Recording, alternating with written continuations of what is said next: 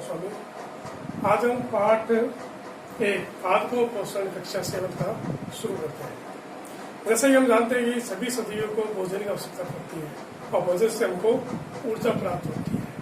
Carbohydrate, vitamin, वसा, protein, खनिज लवण और जल, ये सभी भोजन के घटक कहलाते हैं। इन घटकों को अपन कहते हैं पोषक पदार्थ। तो सभी भोजन के अंदर इन घटकों का होना अनिवार्य होता है। इसके अलावा भोजन से हमको ऊर्जा मिलती है और इसी ऊर्जा सारे कार्य संपन्न किए जाते हैं।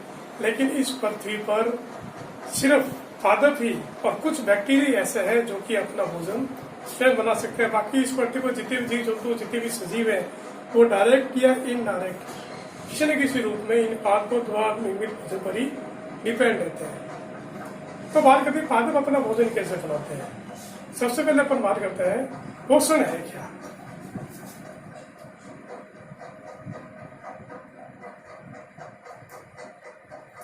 क्या केवल भोजन करना, पेट भरना यही पोषण है क्या?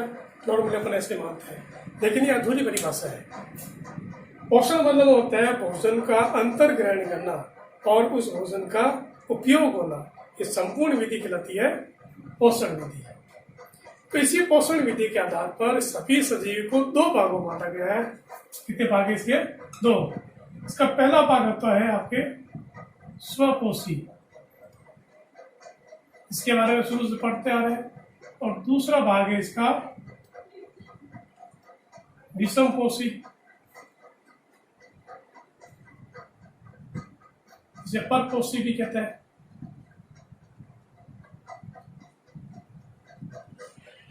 तो स्वपोषी है क्या?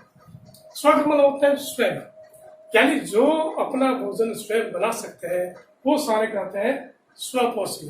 इसके अंतर्गत इस पृथ्वी पर केवल हरे पादप आते हैं और इसके अलावा कुछ मात्रा में सूक्ष्म जीव हैं जो कि अपना भोजन स्वयं बनाते हैं। इन दोनों के अलावा जितने भी जीव जंतु, जितने भी सजीव इस पृथ्वी पर पाए जाते हैं वो सारे के सारे परपोषी या विषमपोषी है, जो कि अपना भोजन स्वयं नहीं बना सकते हैं। तो बात करते हैं स्वपोषी यानी पादप के बारे में, जो अपना भोजन स्वयं बना सकते हैं। पादपों के अंदर भोजन निर्माण की विधि क्या कहलाती है? श्री कृष्ण गोविंद हरे मुरारे, हे नाथ नारायण वासुदेवा। श्री कृष्ण गोविंद।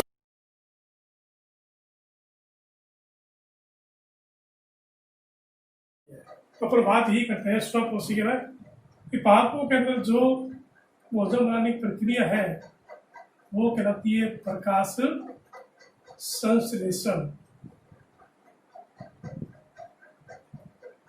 इसके बारे में पढ़ते आ रहे शुरू से हम।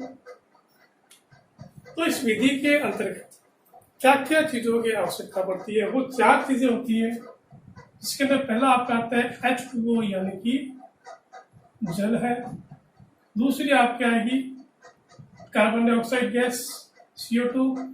तीसरा आएगा आपके क्लोरोफिल।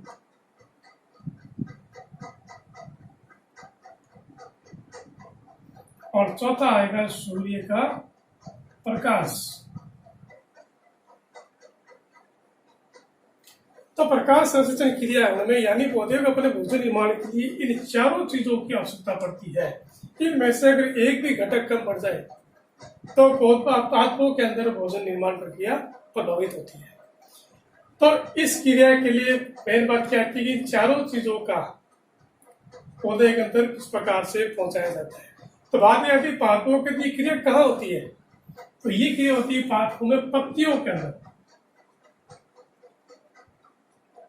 पादपों की जो हरी पत्तियां होती हैं, इन पत्तियों के अंदर ये प्रकाश संश्लेषण क्रिया संपन्न होती है। तो ये चारों के चारों जो भाग है ये इन पत्तियों तक पहुंचना आवश्यक है। तो कैसे पहुंचते हैं? जैसे कि हम जानते हैं जल तो है वो पौधों की जड़ के माध्यम से। जड़ क्या करती है? पानी को अवशोषित कर लेती है। पानी के साथ में कुछ मिट्टी के अंदर पाए जाने वाले खनिज लवण, ये इस पानी के साथ में जड़ द्वारा ग्रहण करके तनों के माध्यम से पत्ते तक पहुंचाया जाता है। कार्बन डाइऑक्साइड गैस ये जरूरी ये वातावरण के अंदर मुक्त अवस्था पाई जाती है। अब इसको कैसे ग्रहण करेगी? इसको ग्रहण करने के लिए पत्तियों के अंदर कुछ सूक्ष्म छिद्र पाए जाते हैं, पत्तियों की सतह ऊपर नीचे दोनों तरफ। इन सूक्ष्म छिद्रों को कहते हैं रंध्र। तो किस प्रकार पहुंचता है? अगर एक रंध्र की संरचना बना के देखें हम लोग तो वो कैसी होती है? ये पत्ती के अनुप्रस्थ काट काटी हुई है,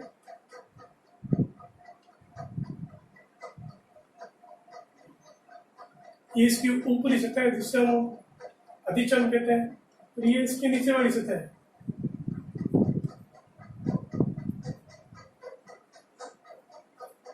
ये निचली अधिचर्म है।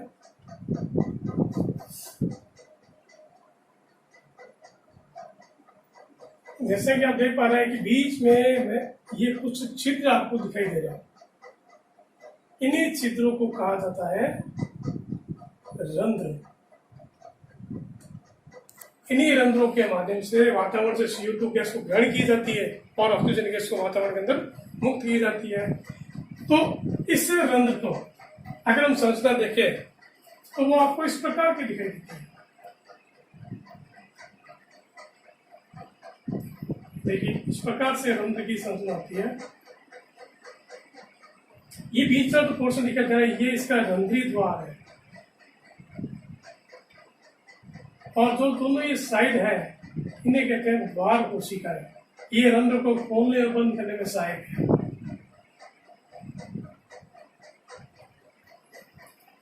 तो ये हो गया रंध्र की संरचना।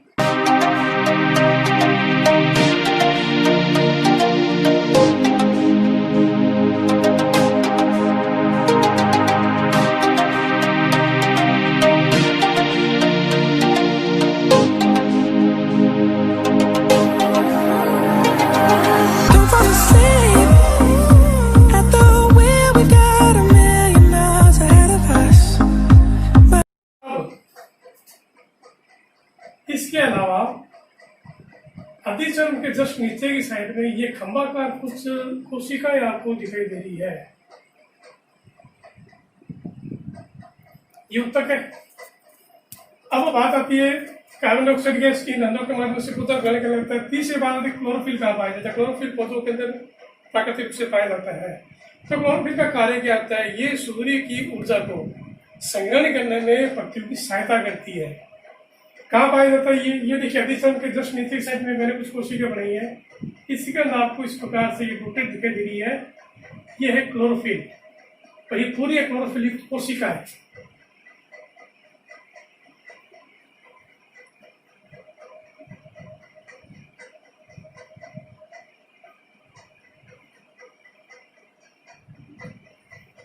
तो ये क्लोरोफिल पत्तियों में इसी से पाया जाता है। इसके अलावा सूर्य प्रकाश जो कि वातावरण के अंदर खूब मिलता ही है। तो ये चारों चीजें मिलकर प्रकाश संश्लेषण क्रिया को संपन्न करती है। अब ये क्रिया कैसे होती है?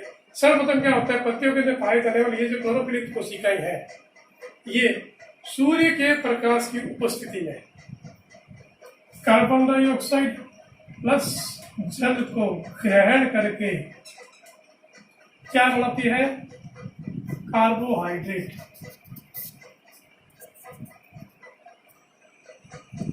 और साथ साथ में इसमें निकलता है ऑक्सीजन गैस। कार्बोहाइड्रेट बनाती है। यहाँ उपस्थित कौन है? क्लोरोफिल आवश्यक है। ये क्रिया संपन्न होती है सूर्य के प्रकाश की उपस्थिति में। क्योंकि यह क्रिया सूर्य के प्रकाश की उपस्थिति में होती है, इसीलिए इसको कहते हैं प्रकाश संश्लेषण कहा जाता है। कार्बोहाइड्रेट बाद में स्टार्च में बदल जाता है, यानी स्टार्च को अपने कहते हैं हिंदी के अंदर मंड। इस रूप में पौधे के अंदर भोजन संग्रहित रहता है, और साथ में क्या निकलती है? Oxygen gas. यही ऑक्सीजन गैस हम प्राण वायु के रूप में ग्रहण करते हैं। तो हम जो CO2 छोड़ते हैं वो पौधा ग्रहण कर लेता है, जल के साथ में, और क्या बना देता है? अपना भोजन बनाता है, बदले में वो क्या देता है? Oxygen gas. ये ऑक्सीजन गैस वातावरण के अंदर निर्मुक्त की जाती है। ये तो संपूर्ण प्रक्रिया है, ये कहती है प्रकाश संश्लेषण।